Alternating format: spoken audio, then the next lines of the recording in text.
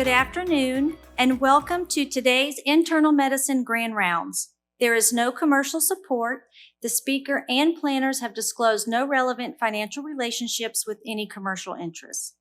If you have a question for the presenter, please hold until the Q&A segment at the end of the talk.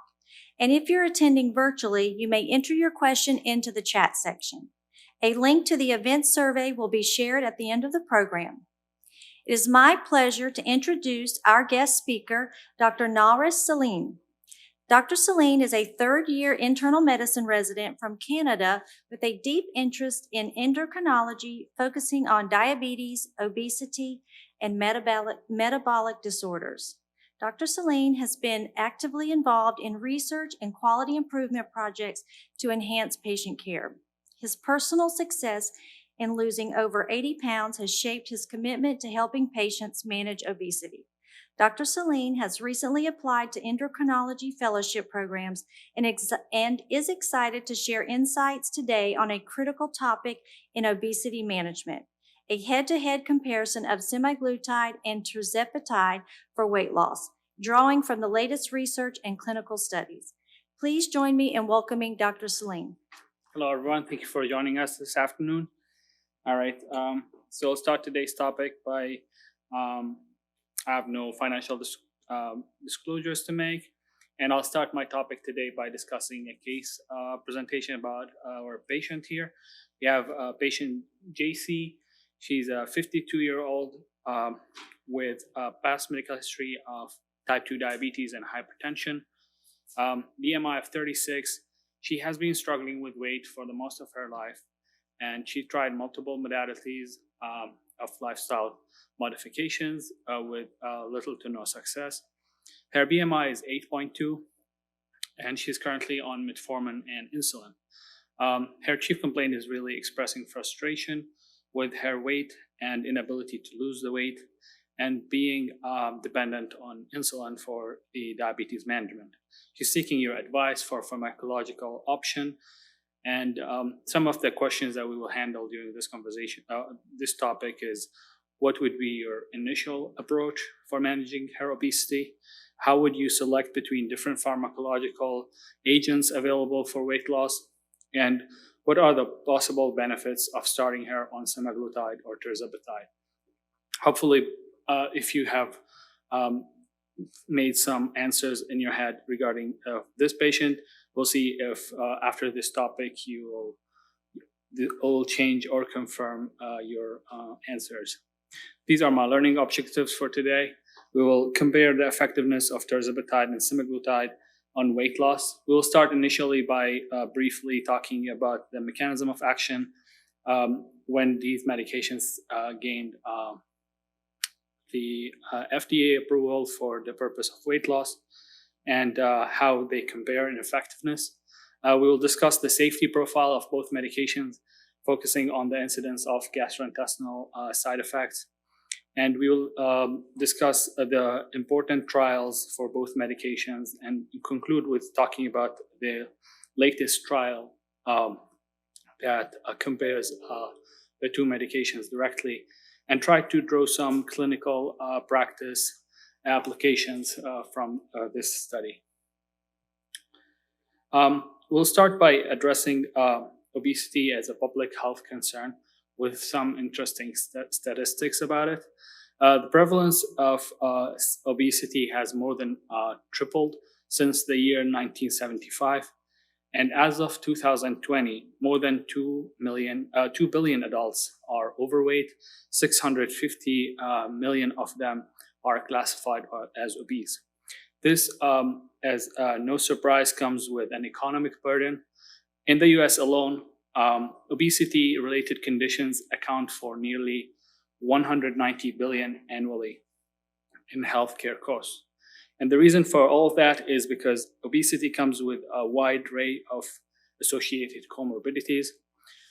This is only a brief, really, summary of these comorbidities, with some interesting statistics that I came across.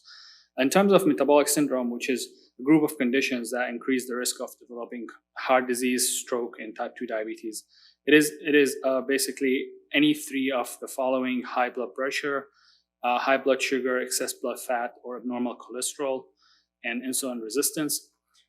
Studies found that 61% of adults with obesity have metabolic syndrome, compared to 30% or 33% with who are overweight, while only 8.6 had a normal weight.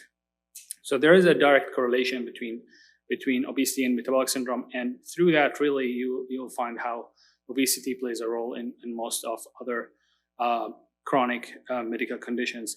Type 2 diabetes is also being directly linked to obesity, with 80 to 90% of cases being directly related to that. Cardiovascular disease, this is also an interesting statistic of our number, that for every 5 points increase in BMI, you would expect heart failure to increase by 32%. Other interesting facts about cardiovascular comorbidities is that 51% of adults with obesity had hypertension, 8% had ischemic heart disease, 3.5 had congestive heart failure. And there's also a direct association with cancer, with in the United States alone, more than 680,000 cancers being associated to obesity per year. And there is a wide range of psychosocial impact on individuals with obesity. And here, this statistics is relates the obesity to depression, and we can see that the association goes both ways. Individuals living with obesity have 18 to 55% increase in odds of developing depression, while the risk of being classified as obese in patients with depression increases by 35 to 85%. And these are some of the current treatment modalities that we have been using for obesity. The main and the cornerstone of all is going to be lifestyle modification. And this is going to come important later when we're discussing the methods of retaining the weight loss. So it is important to look at lifestyle intervention as something to start with and continue. And this is something that we overlook sometimes in the outpatient settings, is when we say lifestyle modification trial, we treat it as a trial and not something to carry forward, as in, let's try to change your diet and exercise for 3 months, with the notion that maybe after the 3 months you will stop doing these things, and then we can introduce a pharmacotherapy. But that's not really what needs to happen. The other options of the pharmacotherapy, other than our SGLT1s, were the older ones were orlistat, which is a direct lipase inhibitor that reduces fat absorption, and phentermine and topiramate are appetite suppressants that reduce lipogenesis as well, and liraglutide is an older GLP-1. The third option would be the bariatric surgeries. In severe and extreme cases, these include gastric bypass and sleeve gastrectomy that can be considered. But our main topic here is the new emerging therapies of semaglutide, tirzepatide, offering promising results for patients struggling with obesity.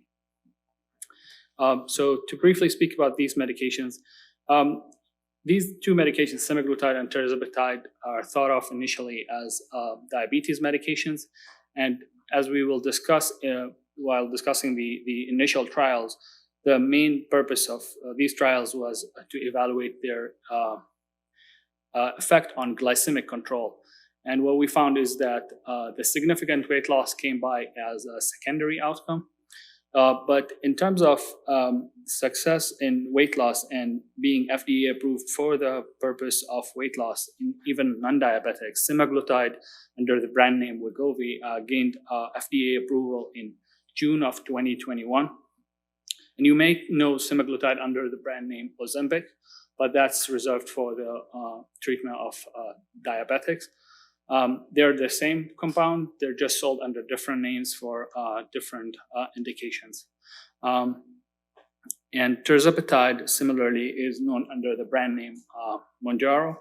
And the equivalent would be Zepbound, which is for weight loss. It gained FDA approval in November 2023 for chronic weight management in obese patients of BMI of 30 or above, or 27 and above, with at least one weight-related or obesity-related comorbidities. And you can think of these two medications that are similar mechanism of action, with the Tirzepatide having an additional arm of mechanism of action. Both of them are GLP-1 agonists. GLP is a chemical secreted by our intestines, mainly the K and L cells in the intestines, and have multiple receptors across the body. Mainly, they work on the pancreas, increasing the glucose-dependent insulin secretion and suppressing the glucose-dependent glucagon secretion. They also work on the stomach and its intestines, mainly slowing gastric emptying. This is going to be what drives a lot of the side effects that you see with these medications, but at the same time, also what drives the increased sensation of satiety. So they also work on the brain, improving satiety and reducing appetite. And they have been shown to have cardioprotective properties as well. Tirzepatide have the additional mechanism of action of working on adipose tissues by reducing or enhancing lipolysis. And there are data suggesting that it can also work on the skeleton, reducing bone resorption. We'll need more data on that. Before I talk about directly about the comparison between Semaglutide and Tirzepatide, I'll go over some of the older trials that led to where we are right now in terms of using these medications for the sole purpose of weight loss. It starts with a SURPASS trial in 2019, studying the effect of Tirzepatide. This is just an overview. I'll go over these slides in more details in the coming slides. This is just for visually seeing the transition between these studies. SURPASS studied the Tirzepatide effectiveness in type 2 diabetes. It showed significant A1C reduction, but secondarily showed significant weight loss. And then the STEP program, studying the use of Semaglutide for weight loss, and it showed significant results in both diabetics and non-diabetics. And then the SURMOUNT and STEP program is really what led to the approval of Wegovy, the Semaglutide, in 2021. And then SURMOUNT was really also the building block that showed Tirzepatide's superior weight loss results, and also led to the Zepbound approval for weight loss. So the SURPASS program for Tirzepatide evaluated, like we said, patients with type 2 diabetics to see if we can improve their glycemic control, reduce their insulin dependence and insulin requirements. And the medication demonstrated that highly effective in control for diabetes and weight loss. And across all SURPASS trials, Tirzepatide reduced the mean A1C by about 1.9 to 2.6%.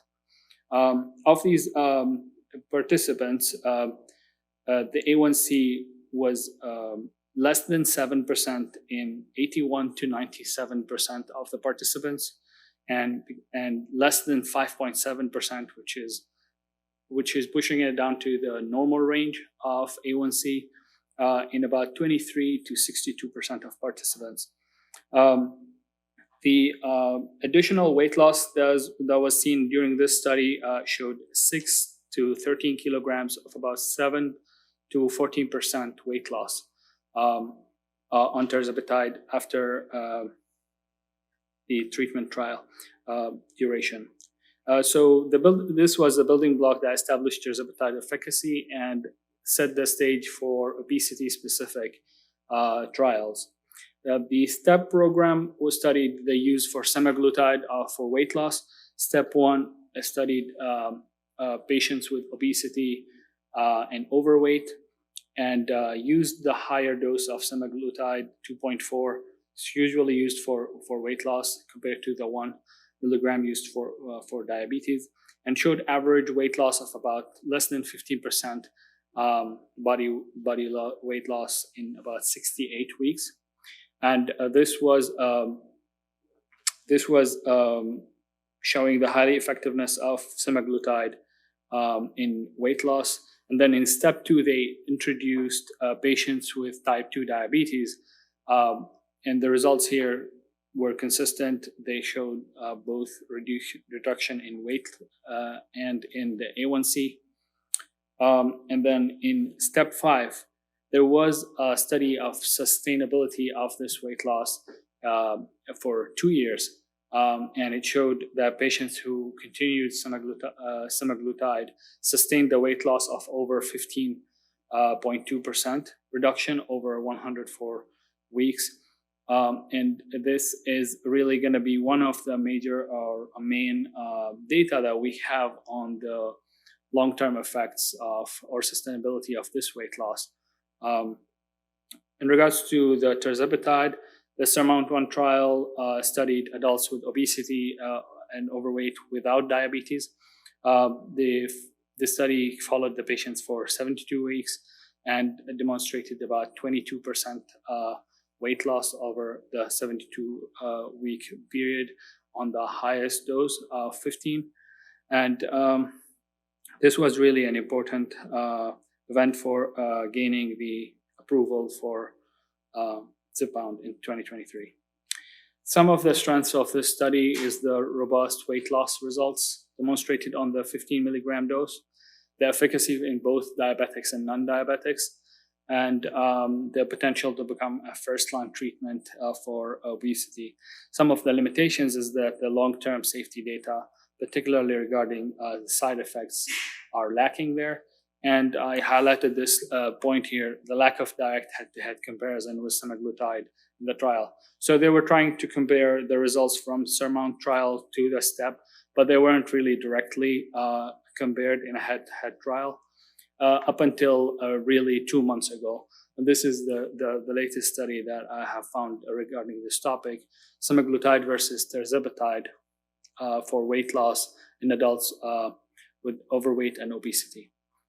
This was published in July 2024. So this is a retrospective cohort study that was conducted in the US. It gathered data from electronic medical records between May 2022 and September 2023, also from dispensing information. The key criteria included new users that they wouldn't have been otherwise included in controlled trials. And it used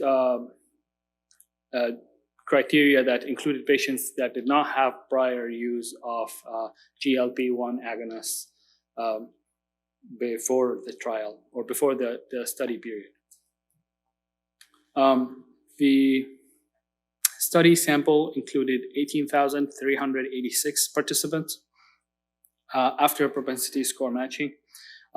And propensity score matching, you can think of it as a way of achieving randomization in observational studies. In randomized controlled trials, you can randomize patients based on their profiles and their comorbidities. In observational studies, you do something similar to account for confounders by pairing the subjects from each group with similar profiles to account for their age, BMI, comorbidities, and baseline characteristics. This reduces confounding bias in observational studies. The mean age for participants was 52 years, and 70% of these were females. Approximately around 50% of those had type 2 diabetes. So it was a good mixture of all demographics there.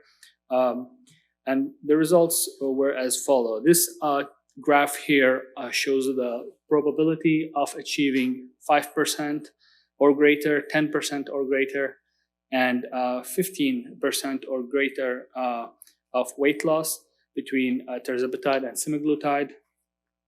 Tirzepatide here is demonstrated in blue, and semaglutide in orange. This is the 5% weight loss mark, 10% and 15%. And this is studying over the course of 1 year. So around the 1 year mark, 81% receiving tirzepatide versus 66.5% receiving semaglutide were able to achieve about 5% or greater weight loss, in compared to 62% versus 37% were able to achieve 10% or more weight loss, and 42% on tirzepatide, in compared to 18% achieved 15% weight loss or greater after 1 year of being on either medication. And you see that the graphs really do not meet. Like this is true all across the duration of the study. So the tirzepatide is showing higher level of achieving this weight loss at earlier also stages. So at the 90-day mark, at the 180-day mark, and the 270-day mark. To sort of inverse this, this is the mean percentage of change in body weight at the 3-month, 6-month, and 12-month mark. And this one also shows additional information regarding the type 1 versus non-type 1, type 2 versus non-diabetic patients. The light blue box here is the tirzepatide versus semaglutide. So this is at the 3-month mark, is showing us that tirzepatide is crossing this probability of change in body weight by 5%, while semaglutide didn't cross all categories.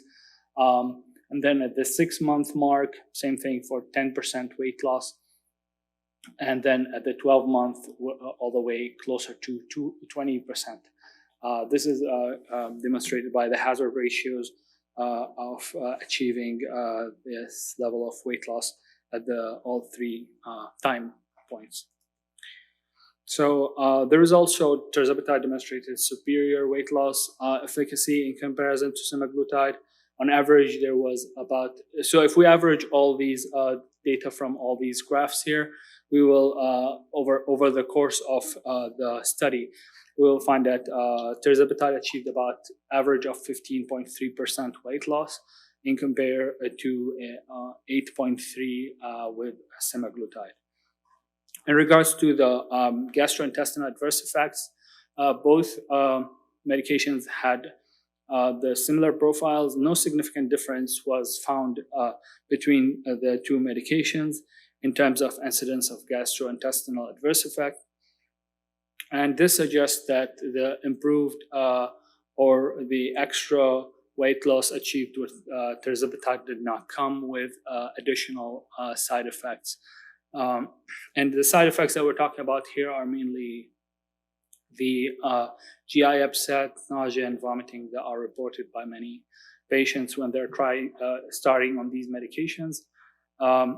This is usually early in the treatment course and does not persist in most patients.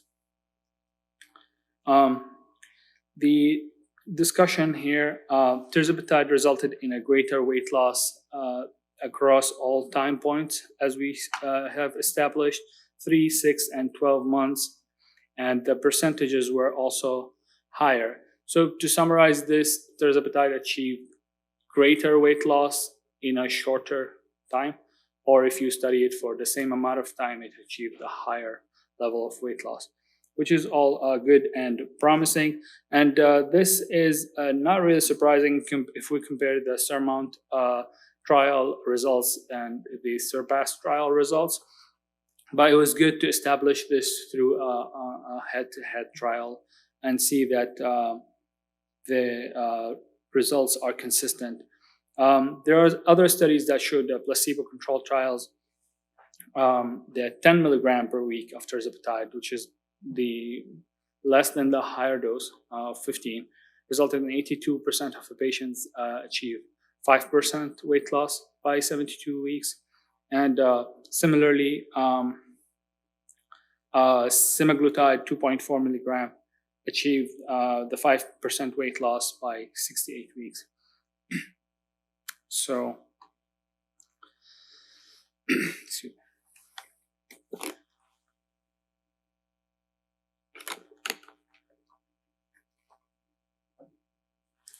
So some of the strength of this study is that included large cohort of patients, over 18,000 of patients with overweight and obesity. The study included subjects who wouldn't otherwise be candidates for randomized controlled trials, including about 22% of the participants having history of depression, about over 4,000 patients. So I found this as a strength of the study, and true to the demographics of the patients with obesity, as we discussed earlier in the comorbidities slide. In terms of limitations, this study used EMR data, which is sometimes underreports the side effects. So that can be a factor. The study samples were from 35 different states, which is great, but the geographic distribution was not representative of the US. So this can, in a way, limit generalization. It lacked long-term follow-up beyond the 12-month mark, and these limitations should be kept in mind when considering the choosing either of the medication. In terms of the application of this clinical trial results, both medications have shown significant weight loss. I know we're comparing both medications, and tirzepatide is showing great superior weight loss, but both medications did significantly show significant weight loss in compared to other treatment modalities, and definitely in comparison to placebo. Consider the efficacy of either of the medication, their comorbidities, and there's an element of also, and which we come across during the clinical practice, which is the insurance coverage, which is also a big contributor to your choice for your patients.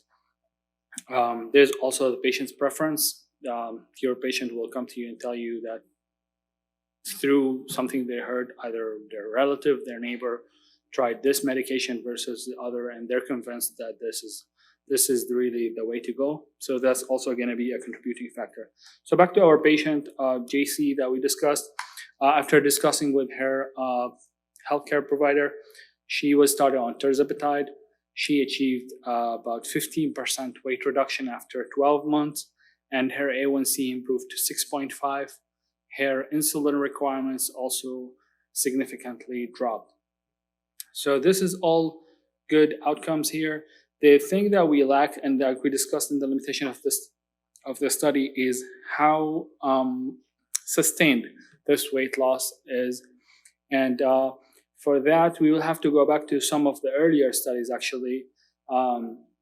The STEP program here had an additional step, which is step 5, that studied the 2-year effect of semaglutide.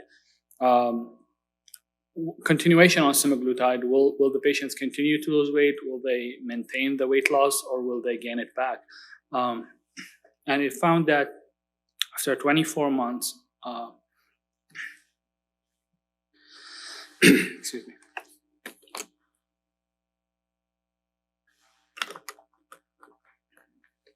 The patient maintained the average weight loss of about 15% for over the 24 months, but only when they continued on the treatment. And there was a significant weight regain after semaglutide discontinuation. After 20 weeks of treatment, as demonstrated in step 4, and after 68 weeks of treatment, as demonstrated in the step 1 trial. Similarly, tirzepatide at the SURMOUNT 4 trial This studied the continued treatment with Tirzepatide for maintenance of weight loss. This study included 670 adults with obesity or overweight without diabetes. And the intervention was everyone received Tirzepatide at the highest tolerated dose of 10 to 15 for 36 weeks. This was open label. And then the mean weight loss after the 36 weeks was average of 20.9%, which is great. After the 36-week mark, the patients were randomized into two groups, placebo group and Tirzepatide continuation group. And the Tirzepatide continuation group participants continued to see additional 5.5% weight loss over the coming 52 to complete the 52 week. However, the placebo group showed weight regain of about 14%. They didn't gain the entire 20% that they lost, but this is only for the duration between 36 weeks and 52 weeks. So we don't really know if beyond the 52-week mark, there was a regain of the entire 20% weight loss there.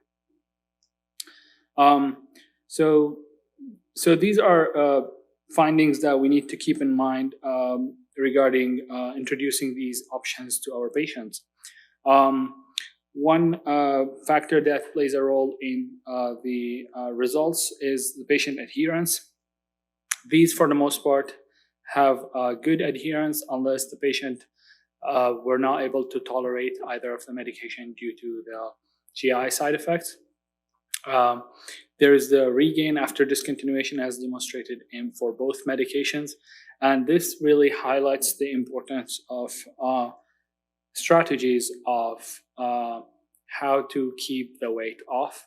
And that will have a mixture of the psychosocial support for long-term management and the early introduction of lifestyle modifications to become really habits for the patients while they're on the medication to be able to maintain these practices when they eventually come off it. And that's really the question, when will they come off it? That's another thing that we need more data to really guide our decisions. These medications haven't been around long enough for us to know, to answer these questions, and to be able to really draw conclusions about the safety profiles over many, many years, if that's really a feasible option, and really the other strategies to keep the weight off. In conclusion, Tirzepatide has demonstrated superior weight loss efficacy. The choice between these therapies should consider individual patient factors like we discussed, and patient preference, comorbidities, and potential for adherence. And despite what the clinical trials are showing, from patient to patient, you may see that patients, and a lot of this can be placebo, but you may come across patients that tolerated Ozempic and didn't tolerate Mounjaro, and vice versa. And really, you cannot really explain that. So the good thing about this is that you have two options, and whether the patient tolerates one over the other, whether insurance approves one or the other. So it's good to have the both tools to choose from, both showing promising results. And we'll need future studies to focus on strategies to maintain the weight loss after discontinuation of either medication. Surmount trial is continuing. There is an upcoming one, Surmount 5. This one is introducing patients with type 2 diabetes to the clinical trial, but this one is expected to be later in 2024. This was all for my presentation. Thank you for listening, and if you have any questions, please let me know.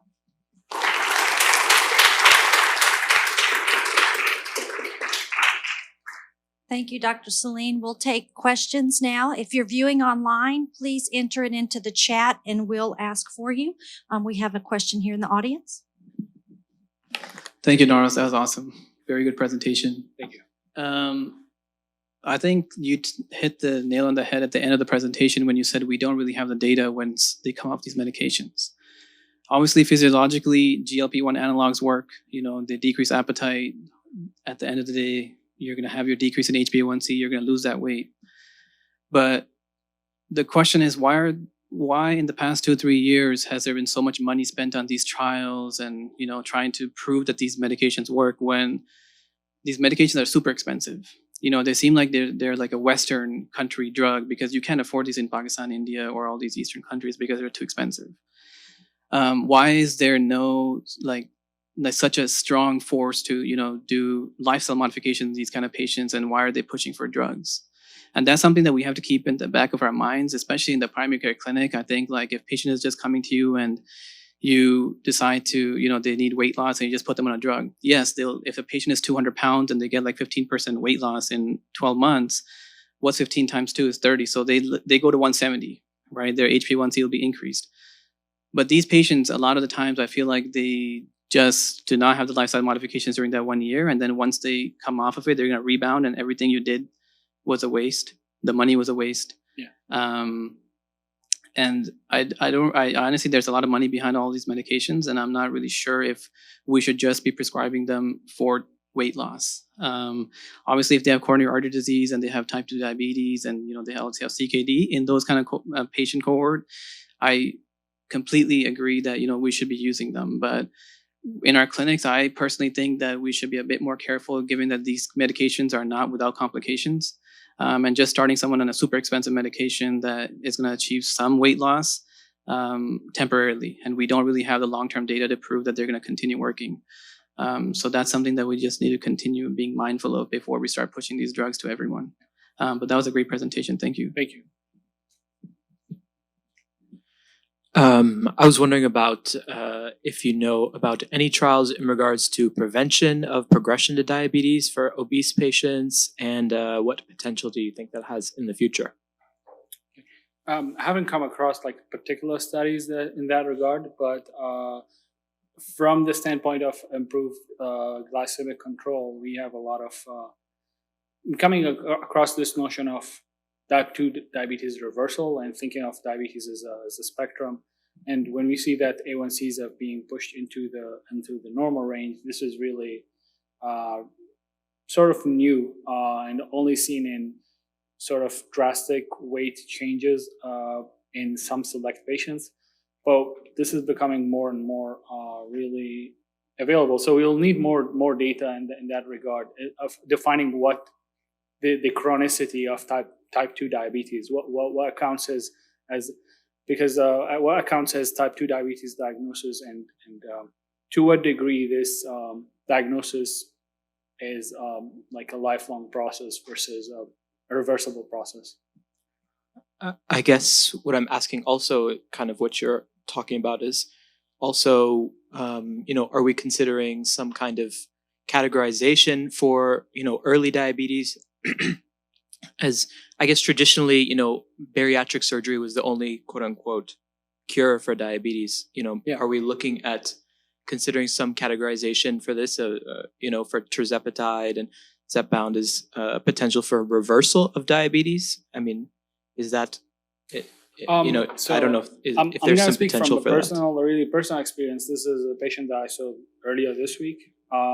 Patient with about mid-30s. A1C was about 11.2, and he's on 30 of Novolin 3 times daily. He self-prescribed that. His prescription was for 18. He was taking up to 30, and his blood glucose was not controlled. We discussed starting him on Mounjaro and Farxiga, and I saw him for the 1 month follow-up. He's tolerating the 5 milligram of Mounjaro.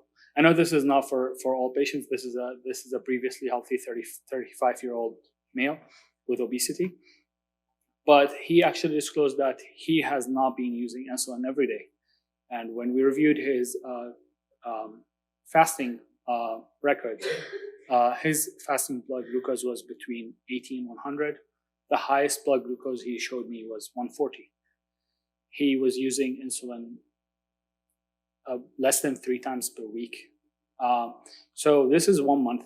I'm really, and this is really a patient where a lot of the diabetes is driven really by the insulin resistance and not so much by insulin deficiency. So giving more insulin than the body can ever produce is probably not necessarily really the solution for diabetes. So we really need a lot more data and more time to study the how these modalities are gonna reshape the way of treating diabetes. Thank you, Dr. Silin. My question is, during your research, did you find any difference between oral semaglutides versus, I guess, sub-Q, and in terms of the effectiveness? Especially also if there's also any difference with regards to cost, just kind of piggyback on what the dealers talked about earlier, and now maybe that we could have a better, economical way of helping our patients. Yeah. From that standpoint. I haven't directly found a comparison. From what I saw is that the weekly injectable medications have been superior in regards to the weight loss results. But at the same time, we don't want to get off topic and focus on the degree of weight loss. It's not competition.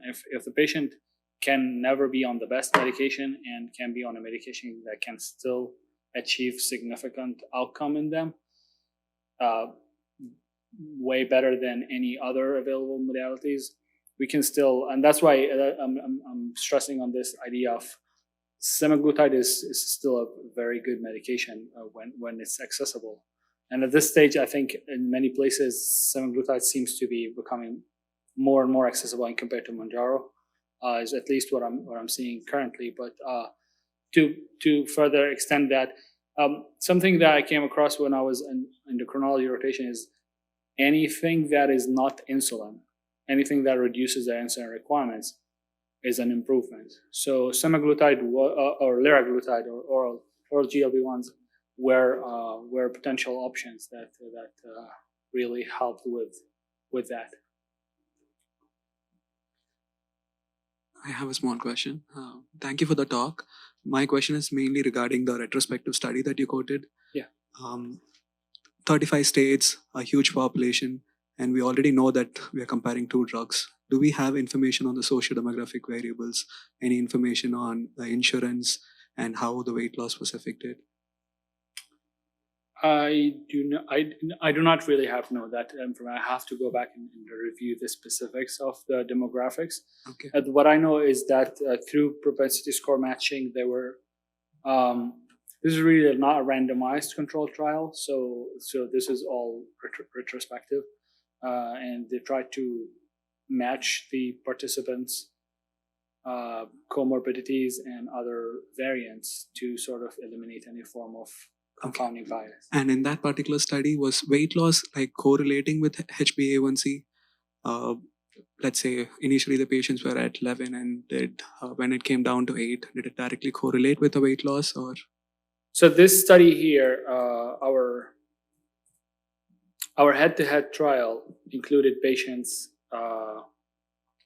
with type 2 diabetes, but with the focus on the weight loss and not so much on the glycemic control, considering that 50% of these patients were non-diabetic. So I haven't really come across about the data regarding the A1C reduction in the diabetic patient.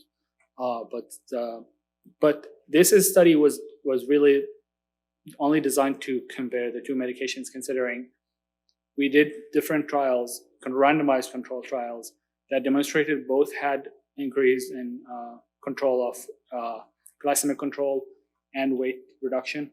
It just so happened that Tirzepatide demonstrated higher weight reduction, but up until this study, we haven't really had any formal head-to-head comparison between the 2. So this is just to have more control over different variables and say for sure that yes, this is correct. quick question. Great talk, very Thank you. informative, and I agree these are some very life-saving and life-altering medications. But more of a comment, I think, for all of us in the room, I think it applies. Now that we're seeing this more in both the inpatient and outpatient setting, Yeah. I think one thing to remember is it's also new in other fields of specialties like the perioperative and certainly the surgical world. And I know that's kind of modified some of the MPO guidelines with 468 rules. And what some have encountered is a lot of times either the primary care doctor or either endocrinologist never thought about, or it maybe even never brought up. There was poor communication that there was going to be an elective procedure, and this patient didn't get any sort of bridging therapy, and then they show up their day of their surgery, and now they're going to be treated as a full stomach. And while the data certainly is lacking yet, but we have seen in certain case reports where we have patients with issues with aspiration because there were, obviously there's no true cause, but Yeah. we see that, they took a GLP-1 agonist a week prior. Yeah. So I think that's something to keep in mind, especially when we see patients and also consult our surgery colleagues and say, hey, this patient's on a GLP-1 agonist. Maybe we want to think about bridging or perhaps modifying things a bit. Yeah, I'm currently on the GI rotation, and I agree. So the definition of MPO varies from procedure to procedure, from patient profile to another. If we were discussing how long is the prep for a colonoscopy, for example. This can range from like just the day before in the morning you can have the last meal, and an otherwise healthy patient who's coming for a screening colonoscopy versus a patient with multiple comorbidities, maybe gastroparesis, or a patient on these medications. You can expect that they will have a lot of residual in their stomach, and this is something, yes, that we need to be mindful of. I do have one comment. Nawras, great presentation, definitely a very relevant topic on the forefront, and it's good to hear about it. A comparative study, and you mentioned that there's an actual like RCT head-to-head coming up, so that'll be all the more informative. You kind of touched on this in the beginning, but why do you think Tirzepatide is more effective than Semaglutide? And then also one takeaway from this is just that this doesn't like permanently rewire someone's body. Like it requires change to have sustained benefits. Kind of emphasizing the importance of lifestyle, sustainable lifestyle habits is how that's what's truly needed to sustain these positive benefits. And yeah, medications are only as long as you take them. Thank you. Thanks, Nawras. Very interesting topic. Definitely relevant now. Like also getting back to Adil, it's really important to emphasize the importance of lifestyle modifications and everything, but it's also good to have another tool in the box. Like you have bariatric surgery, which is the most invasive way you can go. And then there's the endoscopic therapies, which are available now and achieve results like in between the surgeries and in between the weight loss medications. So it's always good to have this bridge between lifestyle modifications and other more invasive therapies. So it's always good to have another tool in the box, definitely, especially that I think Wegovy was first approved in 2021, which is like you're talking about 4 years or 3 years into this, and we're already seeing a lot of good results. So the problem is maybe how long like having to get injections every week is pretty challenging. So during your research, did you see that there are any trials or efforts made into changing formulations, maybe like depot preparations or anything that can get the patients going for a longer time without requiring multiple administrations? That's a great. I think that would be really one way to bridge from maybe 1 week to once monthly or something like that. I haven't really come across anything like that. And primarily, really, the only deterring factor from these medications, and they're fairly new, so patients are still like fresh with this. So, and they're seeing all the results. But when we're talking about maintenance, if this becomes a topic, a lot of the lack of compliance came from the GI side effects rather than the cumbersome factor of once weekly. This is more like of a selling factor now, because a lot of these patients are diabetic who are also doing insulin multiple times a day. So really, at this stage, the once weekly seems to be like a feature, not a quirk. So, but this is going to be something to look into really. But I haven't personally come across that. Thank you. Thank you so much. Great talk. All right. Thank you, Dr. Silin.